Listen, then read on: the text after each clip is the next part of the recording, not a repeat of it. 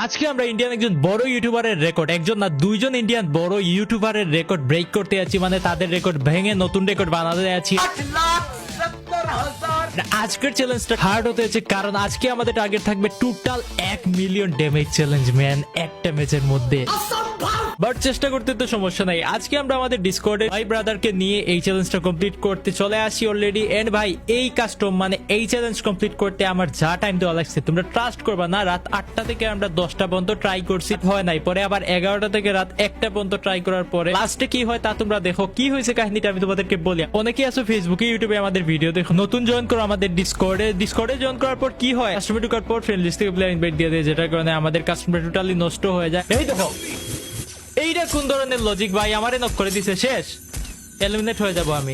এ আল্লাহ, আমাকে তুমি উঠায় নাও।